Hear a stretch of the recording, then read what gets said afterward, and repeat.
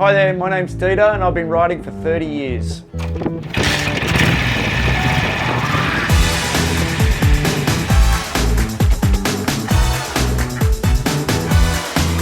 I first got into bikes by looking at guys riding the motorbikes and having been a surfer, seeing how free they looked. It was just like surfing on the road. I could, weaving in and out of the cars. And I was like, oh, I'd love to do that. But unfortunately, my parents weren't too keen on me having a motorbike. So I took the plunge and bought a Honda 250N and kept it at a mate's house.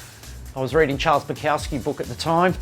So I decided to get on the motorbike and head down to Scarborough Hotel when it was a bit of a dive, and with my book, and buy a 6-pack of beers, and had the night there, and I had did my first nod and got my first nod back from another motorcyclist, and I went, this is it.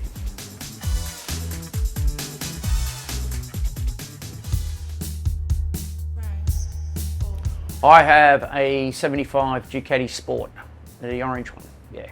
And that was the first thing that, when I bought it, it was dark blue with silver stripes, because the guy said to me, oh, they're all orange.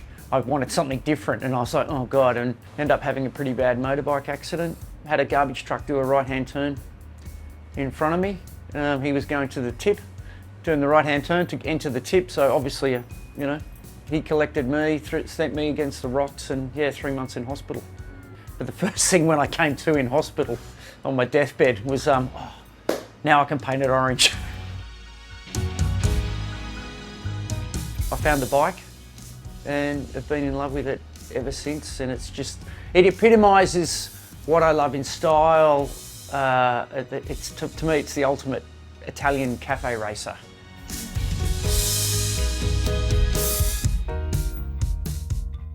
Coming back from doing a trip across America on my Harley, and I came back and started working in Darlinghurst, and not knowing anything about motorcycling scene in Sydney, through meeting the barista at my work in Darlinghurst, then the bar manager of the Soho, we started our own little group called the Ace Racers after the Ace Cafe in London. And from there, we started growing a group of guys, mostly on Italian bikes. So yeah, and then opened Ecabar in '97. And the name was given to me by a girlfriend after a motorbike trip in Rome. She said, I've got the name for your place, it's called Ecabar. And I'm like, oh yeah, sounds great. She goes, is that it? And I'm like, yeah, easy. Rolls off the tongue, easy. She goes, aren't you gonna ask me how I got the name? And I went, no, it doesn't matter. She goes, it's Ace backwards. And I went, oh. Then eventually moved here to York Lane. I missed the motorbikes. I missed having the motorbikes. We should, let's do a night here. We've got the Laneway, and then another friend of mine, a good friend of mine, Nick Byrne, another motorcyclist, he sort of came up with the name Latins in the Laneway.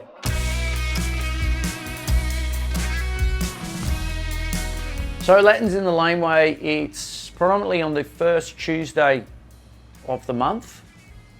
It was basically set around Italian motorcycles that we sort of, got my love of Italian motorcycles, design. For me, it was finding motorcycling and finding the people that rode motorcycles, both men and women. I love design, I love particularly Ducatis. It's just, yes, they're not the greatest, most reliable bike, but I find an Italian bike, it says no. It says no, but when it says yes,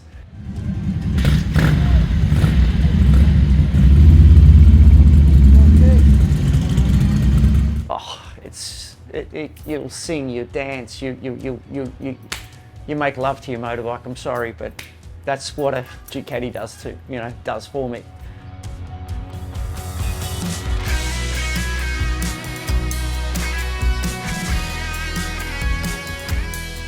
And then what happened was I got a text from a lovely girl saying, oh, listen, I ride a Suzuki. Is it okay if I park it around the corner? And can I still come? And I'm like, oh yeah, because I really, with motorcycles, it's predominantly men, and I'd love to always have it inclusive for anybody, particularly women, to encourage them to, because has been a very dominated male thing, and I think that's very old school and, you know, trying to introduce women to it. So I was like, oh, maybe we should do another night. So therefore now we do a throttle Thursday on the third Thursday of the month. So any other bikes can come along. But look, now it's irrelevant. Now you get everything turning up from the CB 250 guys, turning up on their Hondas, you know, but you know, they'll park it at one end of the laneway, you know, and you'll get most of the Italian bikes, but it's really about the love. And I just love it. I can have the crappiest day here during the day, but I hear that first motorbike turn up and mate, the smile doesn't come off my face. I have a mop around the corner for when the Desmo Sedici might turn up, or something rare, because it's like an art gallery just turning up to the laneway and just going, oh, here we are. You know, you want pizza down the road, a beer, coffee, whatever. Just sit, talk. Yeah, beautiful.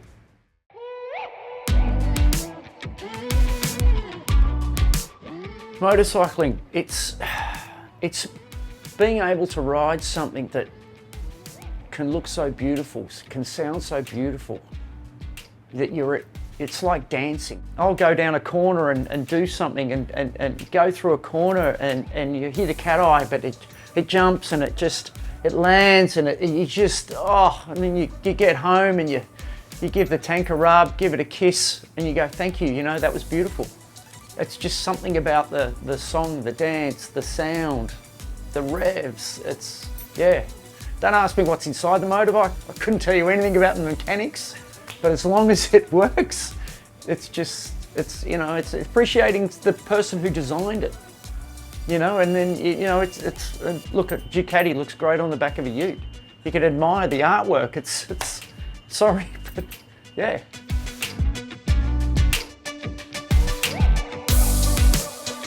I'm fortunate enough and I've worked hard enough that I've got two bikes that I just absolutely love. Pomoda V2, I would love Ducati Desmo Sedici because it epitomises what once Ducati were in creating a bike related to a race bike. Look, ultimately, I guess the four bikes I've always loved would love to the Sport, a 750 F1 that was based on a race bike, a 748R and the 749R.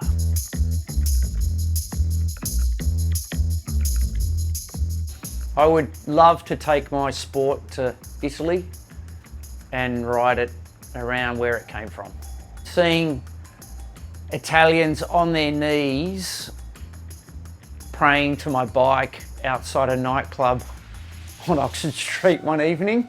I was worried that where I was working, the doorman, I said, oh, is there a problem? And he goes, Dieter, look, and he pointed to these guys, Italian guys on their knees, bowing in front of my bike, just made me think, okay, I'd love to take it back there and ride around Italy. It would be beautiful, yeah.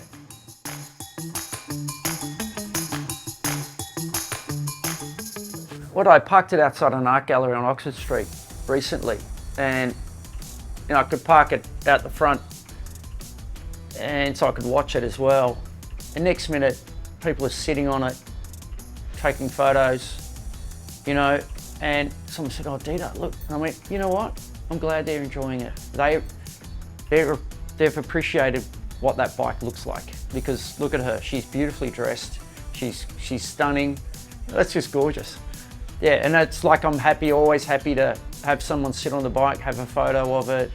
I'll turn it on for them because I want to share it. You know, like I don't want to be one of these people that, oh no, don't touch it, you know, and that's why people say, you know, should you restore it? I said, no, I want the scars, I want the scratch, I want the life that, you know, it lives. You know, it's a bit like us and our scars and, you know, our stories. That bike has its story, and I want it. You want to share it because you don't see many of them anymore. I reckon the motorcycling world comes down to two groups, those who own a Ducati and those who wish they own a Ducati. Doesn't matter which group you're in, check out this playlist over here with some more examples of this classic Italian brand.